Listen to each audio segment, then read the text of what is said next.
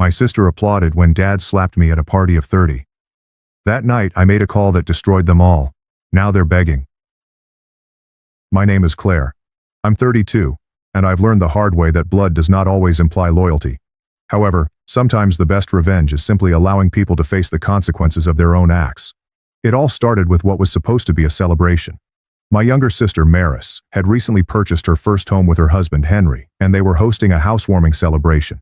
Maris, 29, had always been the golden child, marrying young, having 2 children by the age of 25, and convincing our parents that she could do no wrong despite a series of terrible financial mistakes. I, on the other hand, was the family's disappointment. Never mind that I had a great profession as a financial consultant, owned my own home, and worked tirelessly to purchase a lovely holiday property in the mountains. My parents, Gerald and Sophia, considered my life useless because I did not have children. They didn't care if I was completely content with my dog Finn, or that I was independent. When I arrived, the celebration was already in full gear, with a great bottle of wine and a gift card to Maris's new place. There were about 30 individuals there, including family, friends, and neighbors. Maris was delighted to see me, giving me a big embrace and thanking me for coming. For a minute, I believed things were improving between us. I should have known better. About an hour into the celebration, Maris tapped her wine glass to draw everyone's attention. "I want to thank everyone for coming tonight," she said, her voice carrying the artificial sweetness I'd grown to recognize over the years. "Henry and I are so grateful for all the support as we start this new chapter." Then her tone changed. "Actually, there's something else I wanted to discuss while we're all here together." She stared directly at me, and my stomach dropped. "Claire, could you come over here for a minute?" The crowd dispersed as I made my way to where Maris was standing. My parents flanked her on either side, and the expressions on their faces told me this wasn't going to end well. The discussions around us dwindled as more people turned to watch. "Claire," Maris said, her voice now audible to everyone. "You know how tight money has been for Henry and me, especially with the kids and the new mortgage." I nodded nervously, unsure where this was going, but experiencing a sinking sensation. "Well, we've been talking as a family," she said as she gazed at our parents, "and we think it would be really generous of you to let us use your vacation cabin. You know, since you barely use it. And we could really make some memories there with the kids." The way she phrased it sounded like a done deal, as if I had already agreed. But I hadn't. In fact, this was the first time I'd heard about it. "Maris, Mama interjected, walking forward with that smile that never left her eyes. "We think you should just give it to Maris and Henry. It would be the family thing to do." The room had become utterly silent. I could feel 30 pairs of eyes on me, waiting for a reaction. My cheeks were flushed with embarrassment and rage. "You want me to give away my vacation home?" "It's not like you're using it for its intended purpose," Dad said, his voice carrying the authoritative tone he'd used to silence my opinions all his life. "Vacation homes are for families. You just go up there alone with that dog of yours." "That dog has a name," I remarked with a high voice. "And yes, I go there to relax and recharge. It's my property that I worked hard to afford." Maris laughed, but it wasn't pleasant. "Come on, Claire. Don't be selfish. Think about my kids, your niece and nephew. They deserve to have those experiences." "They can have experiences at the dozens of other vacation rentals available," I said, attempting to maintain my composure despite the rage swelling inside me. "I'm not giving away my property." Mom's disguise slipped entirely. "You don't even have kids," she exclaimed, loud enough for the entire neighborhood to hear. "What do you need a family vacation home for? Just keep walking with your dog and stop being so damn selfish." The cruelty in her voice astounded me. These were the folks who were meant to love and support me, and here they were, publicly humiliating me for not having children, which wasn't exactly my choice. I had been struggling with infertility for years, which they were aware of, yet seemed unconcerned about. Dad took a step forward, his face flushed with rage. "Your sister has kids, real responsibilities. You're just a barren waste, taking up space and resources that could benefit actual family members." The term desolate struck me as a bodily blow. I'd heard Dad make terrible words before, but never this publicly or aggressively. The crowd shuffled uncomfortably, but no one spoke anything. Nobody defended me. Maris was virtually beaming with malicious joy. "About time the family disappointment paid up," she cackled. "Maybe this will finally make you useful for something." I stood there, shaking with wrath and shame, as my own family tore me apart in front of a crowded gathering. Some looked away sheepishly, while others watched with sick interest. But no one came forward to defend me. "I said no," I managed to say through tight teeth. It's my property, and I'm not giving it away. That was when Dad completely lost it. His hand shot up quickly, connecting with my cheek in a vicious backhand that knocked me backward. The sound of the smack reverberated across the suddenly silent room. And then, to my complete horror, people began clapping. Not everyone. Some looked astonished and uncomfortable, but there were enough individuals to fill the room with applause. Maris was beaming, like if she had just won an award. Mom nodded in approval. Dad fixed his shirt as if he'd just finished something essential. I stood there, fingers pressed against my burning cheek, staring at the individuals who were supposed to be my family. The treachery went deeper than any physical agony ever could. Fine, I replied calmly, my voice dead calm. I'll remember this. I went out without saying anything, leaving behind the gift I had brought and any illusions I had about my family's unconditional devotion. The drive home was a haze. Finn greeted me at the door with his usual excitement, and I buried my face in his fur, finally allowing the tears to fall. My cheek was swollen, my heart was torn, and I felt more alone than I ever had before. But when the initial shock faded, something else began to take its place. Cold, calculated anger. I had always been the responsible member of the family. While Maris made one bad financial decision after another, I had been quietly helping out. I co-signed her first auto loan when her credit was bad. I had lent her money for emergencies more times than I could remember. I'd even contributed to a down payment on the house we just celebrated, though she'd sworn me to secrecy about it. More importantly, I had been managing our parents' funds for the last 5 years. Dad had asked me to take over when Mom began to exhibit early signs of memory loss, and he was straining to keep track of things. I had sorted their finances, set up their retirement accounts, handled their taxes, and ensured that all of their payments were paid automatically. Mom's condition had deteriorated over the years, but she still had many good days, and she understood and appreciated my assistance with their finances. They absolutely trusted me with their financial lives. Maris had no idea I was involved. But here's the thing. As a financial advisor, you learn that money equals power.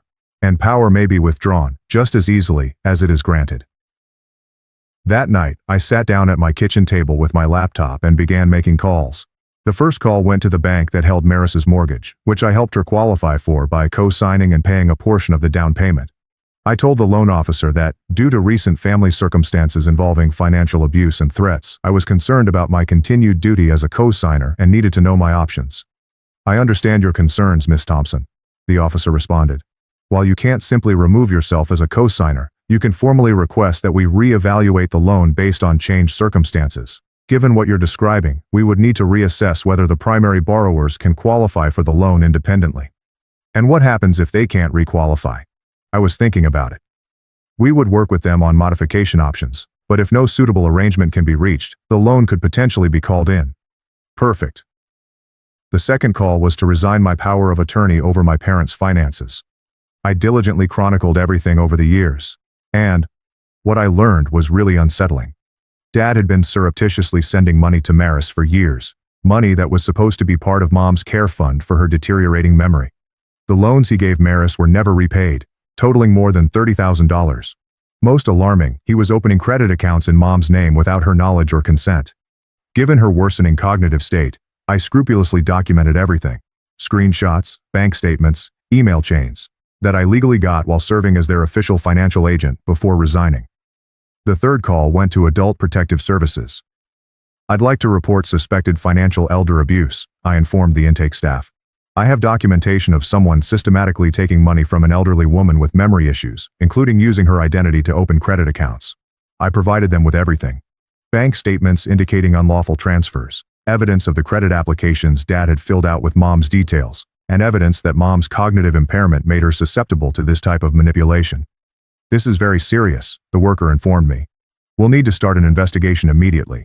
In the meantime, we'll need to freeze the accounts in question to prevent further exploitation. The fourth call went to Maris's employment. Maris worked as a bookkeeper for a small family firm, and I happened to know that her supervisor, Ms. Benton, was quite concerned about her staff financial integrity. A short check of public records revealed that Maris had multiple recent judgments against her for outstanding debts, which had not been reported during her employment. I did not make any charges. I simply asked Ms. Benton whether she was aware that Maris had hidden financial judgments that could influence her bonding insurance, which was required for her role managing the company's finances. The fifth call went to the IRS. Dad's loans to Maris, which were never repaid and totaled more than $30,000, are technically deemed taxable income because forgiven loans exceed a particular threshold. And if Maris had accepted these funds without declaring them, it would be tax evasion. I gave the IRS complete evidence of every transfer, loan, and gift that exceeded the annual limit, all of which I received legally through my duty as Mom and Dad's financial agent. But I wasn't finished yet. The sixth call went to Child Protective Services. Now, let me be clear. I would never make fraudulent claims about child welfare. But I didn't have to. Maris's social media was a goldmine of concerning information that she'd posted herself, including photos of her children in situations that CPS would undoubtedly want to investigate, posts about leaving the kids alone while she went out, and comments about using medications to help the kids sleep so she could have adult time. All information is publicly available. All screenshots are documented. All of this is actually disturbing for children's welfare. I just gathered everything and sent it along with a request for a wellness check. Henry's boss was the last person I called. Henry worked in construction, and his employer had very strong standards about domestic abuse, including insurance liability and job site safety. The images I'd taken of my damaged face, together with witness testimony from some of the more decent people at the party who were shocked by Dad's actions, provided a clear picture of a family dealing with major violence issues. I never accused Henry of anything. I merely provided facts on the family atmosphere and let the firm decide whether it fit their employment standards. Then I sat back, waiting. It did not take long. 3 days later, Maris called me and screamed. "What did you do?" she screamed into her phone. "The bank is calling our loan. They want the full balance in 30 days or they're starting foreclosure." I removed myself as a co-signer. I explained quietly. "It's my legal right. You can't do this. We'll lose the house. You should have thought about that before you decided to publicly humiliate me and demand my property." "Claire, please." Her voice changed to a phony tenderness. "I'm sorry about the party. Things got heated. But you can't punish my kids for—" "Your kids? The ones you were so concerned about having vacation memories with? Maybe they should ask their grandfather where all their grandmother's medical money went." The line became quiet. "What are you talking about?" Maris inquired, but her tone shifted. She knew. "Adult Protective Services is very interested in Dad's financial activities," I remarked with a smile. "Apparently stealing from a dementia patient is a serious crime. Who knew?" The second domino dropped the following day, when Dad called. "Claire, we need to talk," he said, trying to appear authoritative, but with a palpable sense of panic. "There are people asking questions about Mom's accounts." "I'm sure there are," I said. I turned over all the financial records to the appropriate authorities. "You had no right." "I had every right. You gave me power of attorney, remember? That means I'm legally obligated to protect Mom's interests. Funny how that works. Those were family loans. Those were thefts from a vulnerable adult," I explained. "The police seemed very interested in the fact that you opened credit cards in Mom's name without her knowledge." The hush lasted for quite some time. "What do you want?" he finally inquired. "I want you to face the consequences of your actions," I told you, "just like you made me do at Maris's party." The third domino provided the most satisfaction. Maris lost her position after Ms. Benton found not only the concealed financial judgments, but also some innovative bookkeeping Maris had been using to cover her own money problems. Borrowing from petty cash with the aim to repay it later is still considered stealing, even if you intend to replace it. The fourth domino fell when the IRS audit discovered that Maris had not disclosed over $40,000 in forgiven loans and gifts over the previous 3 years. The penalties and overdue taxes were considerable, and wage garnishment occurred immediately. The fifth domino fell when CPS conducted a wellness check and discovered conditions troubling enough to warrant parenting classes and regular check-ins. Nothing that put the kids in immediate danger, but enough to make Maris and Henry extremely stressed. Henry lost his job because his company determined that his involvement in domestic violence incidents posed an unacceptable level of liability risk. However, the turmoil had only just begun. About 2 weeks after Henry lost his job, I received a call from my cousin Nina, Maris's dearest friend since childhood. Nina had attended the celebration but had not participated in the applause. In truth, she had been horrified the whole time. "Claire, I need to tell you something," Nina began, her voice quivering. "I should have said this weeks ago, but I was scared. What happened at Maris's party? It wasn't spontaneous." My blood became chilly. "What do you mean?" "They planned it," she explained. "I overheard Maris, your mom and your dad talking before the celebration started. And Maris mentioned that she had been working on getting your cabin for months. She said you were too self-centered to give it up willingly, so they had to exert familial pressure in front of witnesses. You couldn't back down. The treachery wound deeper than I had anticipated. They intended to ambush me. Maris clearly stated that if they did it publicly, I would be too embarrassed to decline. She laughed about it, Claire, Nina explained. She said something about how you always crumble under public pressure and that you'd probably just hand over the keys to avoid more confrontation. I felt nauseous. The entire event had been a premeditated attack intended to take advantage of my perceived weakness. They had brought 30 people to watch what they expected to be my humiliation and capitulation. There's more, Nina added. After you left, Maris boasted about how she'd been warming you up for months with sob stories about money problems. She claimed she had been documenting every time you supported her financially so she could use it as proof that you always cave when family members need assistance. Evidence for what? She intended to take you to court if public shame did not succeed. She had this belief that because you had been financially supporting her for years, you owed it to your family to continue. She thought she could persuade a judge to order you to sign over the cabin as part of a family support agreement. The audacity was amazing. Maris had been preparing a court case to seize my possessions, using my generosity as leverage. Why are you telling me this now? I requested an explanation. Nina was silent for a moment. Because Maris phoned me yesterday. She is desperate, Claire. She is considering suing you for purposely wrecking her family. She believes that everything is happening because you are vengeful, not because she and your parents violated the law. I am not sure what she is planning, but she has been inquiring about your income, employment, and where you spend your time. She's also been attempting to persuade mutual friends to join sides, telling them that you're a heartless monster who is destroying innocent children out of vengeance. This was exactly what Maris would do. Play the victim while refusing to take responsibility for her actions. But now I had advance notice, and I plan to utilize it. Nina, I need you to do something for me, I told you. If Maris contacts you again, I want you to record the conversation. Can you do that?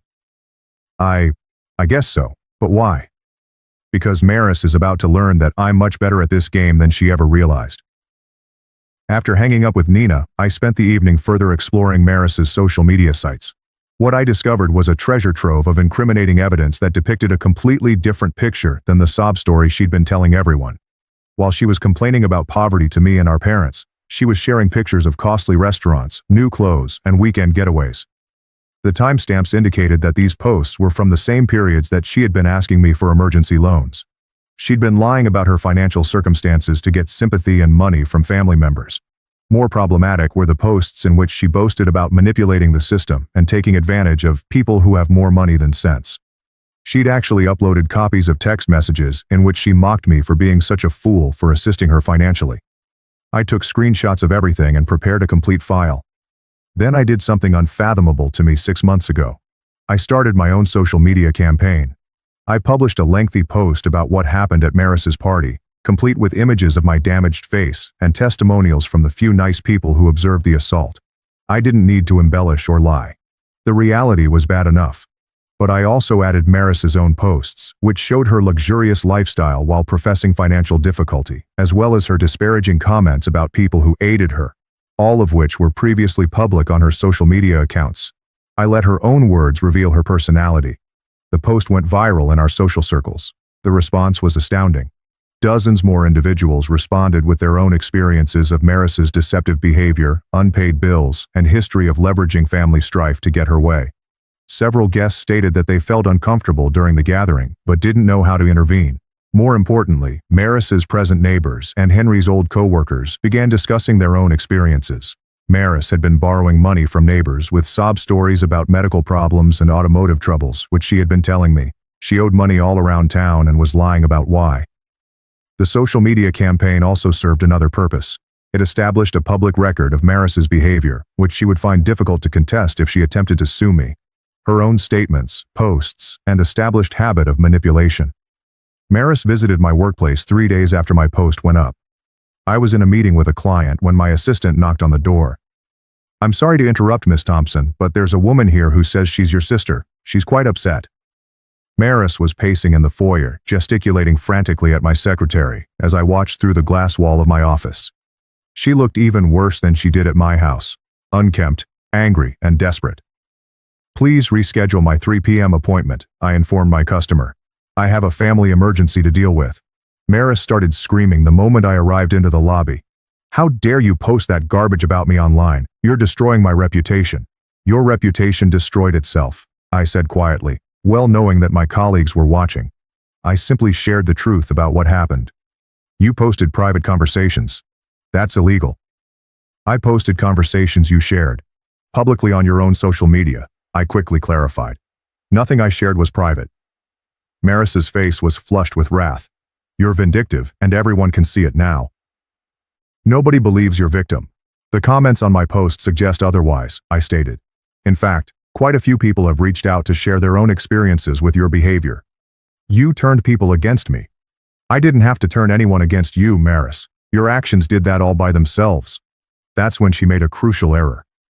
Maris took out her phone and began recording, apparently intending to catch me saying something she could use against me. Say that again, she demanded, raising the phone. Tell everyone how you systematically destroyed an innocent family because you're a bitter, childless woman who can't stand to see other people happy. I smiled straight into her camera. I stopped assisting financial abuse and reported criminal activities to the proper authorities. If you wish to record this talk, let's make sure we have the facts straight. I took out my own phone and began recording. Maris, are you denying that you and our parents plan to publicly pressure me into giving you my property? That's not.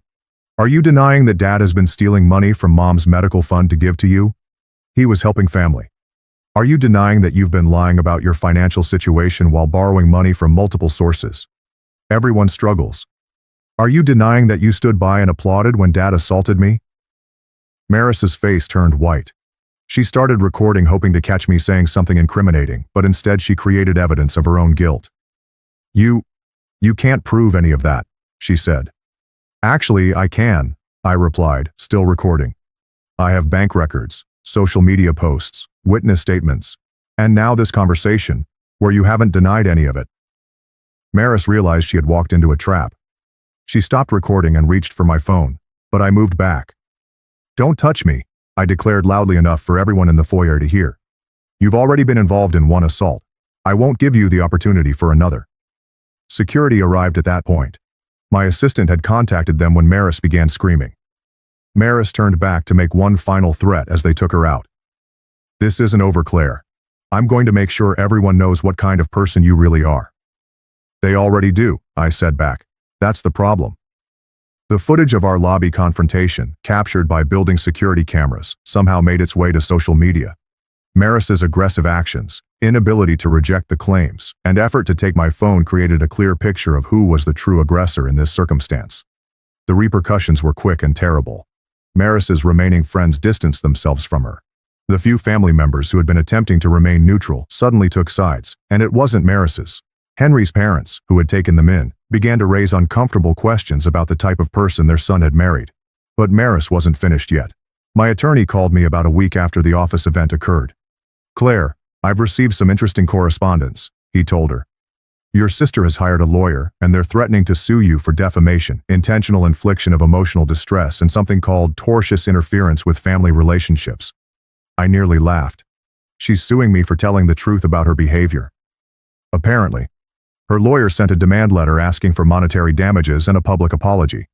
They're also demanding that you cease and desist all investigation into their financial affairs. What do you think of their case? Frankly, it's crap. Everything you've revealed is either factual or based on your own documented experiences. The truth provides an absolute protection against defamation. As for the emotional distress claim, they will have a difficult time establishing it because they were the ones who coordinated a public campaign against you. In this context, interference with family relationships is not a valid cause of action. You cannot be sued for exposing criminal behavior simply because the culprits are connected to you. My attorney hesitated. However, I believe they are trying to frighten you into backing down. Maris's lawyer is presumably hoping you'll settle rather than go through the inconvenience and expense of litigation. They picked the wrong person to intimidate, I told them. File a countersuit. Within 6 weeks, the first dominoes had fallen, and my family's world was beginning to unravel. Maris and Henry faced foreclosure, bankruptcy, tax liens, job loss, and CPS involvement. Dad was being investigated for elder abuse and fraud, with criminal charges anticipated. Mom was now in a professional care facility, and her finances were safe, albeit she was grieved by Dad's deception. And me? I was sitting in my vacation cottage with Finn, drinking wine and admiring the sunset over the mountains. I'd also started spending time with Luke, a nice guy I met through a hiking club who found my independence exciting rather than intimidating. Maris called me dozens of times. So did Dad. Even relatives who had stood by and watched my humiliation began to reach out, anxious about family unity and forgiveness. I blocked them all. Mom was the only person I kept in contact with, and I visited her at the care facility on a regular basis. She was experiencing more good days than bad, and on her good days, she was grateful that I had protected her from her father's financial abuse, even if she was very grieved by his treachery. "I always knew you were the strong one," she said on one of our visits. "I just wish I'd been brave enough to recognize what was happening sooner." Maris visited my place 3 months after the celebration. She looked terrible, skinny, weary, with dark circles under her eyes. Her automobile was a beat-up Honda that I didn't recognize, probably all they could afford after losing their finer vehicles to repossession. "Claire, please," she murmured as I opened the door. "We need to talk." "I have nothing to say to you," I responded, beginning to close the door. "Wait," she said, placing her hand against the door. "I know you're angry, but my kids, they don't deserve this. They're going to be homeless." "Your kids are innocent," I agreed, "which is why CPS is making sure they're in a safe environment with parents who can provide for them." "The parenting classes are humiliating," she added, tears streaming down her cheeks. "And Henry can't find work because of his record. Now we're losing everything." "You have already lost everything," I pointed out. "You lost it the moment you decided to attack me in front of a room full of people for not giving you my property." "It was just words, Claire. People say things when they're stressed." "Dad hit me," I quipped, "and you applauded. You stood there and clapped while your father assaulted me because I wouldn't give you something that didn't belong to you." Maris gazed down at her feet. "I know that was wrong." "No," I replied firmly. "You don't get to downplay this. You planned my public humiliation. You described me as a family disappointment. You agreed with Dad labeling me a barren waste. You cheered as he hit me. And now you want my aid since dealing with the repercussions is difficult? What can I do to make this right?" she pleaded urgently. I contemplated her question for a long time. "Nothing," I replied finally. "There is nothing you can do. You cannot take back your words. You can't take back the shame. You can't reverse the onslaught. And you can't deny that you all showed me who you truly are. But we're family." "No," I replied, cutting her off. "Family does not treat each other in the same way as you treated me. Family members do not gang up on one another. Family members do not physically assault each other. When someone is harmed, family members do not applaud. Claire, I'm begging you." "Are you begging me now?" I observed. "But where was the humility when you demanded my vacation home? Where was your care for my family when you called me names in front of 30 people?" Maris broke down and sobbed on my doorway. Part of me felt sorry for her, remembering the little sister I grew up with before she turned entitled and harsh. But the majority of me remembered standing in that room, hand placed against my burning cheek, as people celebrated my humiliation. "I'm sorry," she said through tears. "I'm sure you are," I said. "You are sad that you are facing penalties. You're sorry your idea backfired. You're sorry you're losing your home, career, and nice lifestyle. But are you sorry for the way you treated me? Are you remorseful for years of taking advantage of my generosity? Are you sorry you stood by when Dad called me a barren waste?" She glanced up at me, and I could see in her eyes that she was remorseful, but only because she had been apprehended, and only because her world was collapsing. She didn't apologize for hurting me. She apologized for becoming upset in return. "Goodbye, Maris," I replied, closing the door. Over the next few months, I learned through common contacts that Maris and Henry had moved in with his parents in another state after losing their home when they were unable to satisfy the adjusted loan terms. Dad eventually pleaded guilty to various crimes involving elder financial exploitation. The family members who had witnessed my humiliation were now suffering with the social consequences of their association with the affair. However, the legal procedure has gone slowly, as it always does. The IRS probe lasted almost a year. The elder abuse case took 18 months to resolve in court.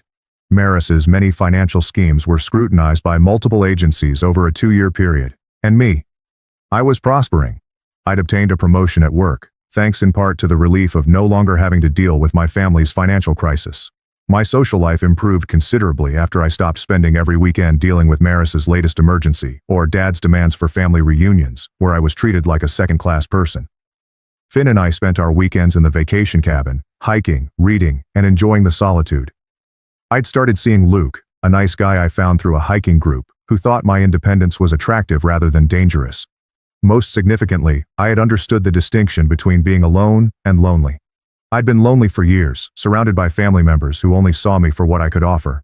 Now I was alone by choice, but I had true friends, meaningful work, and a sense of self-worth that no one could take away.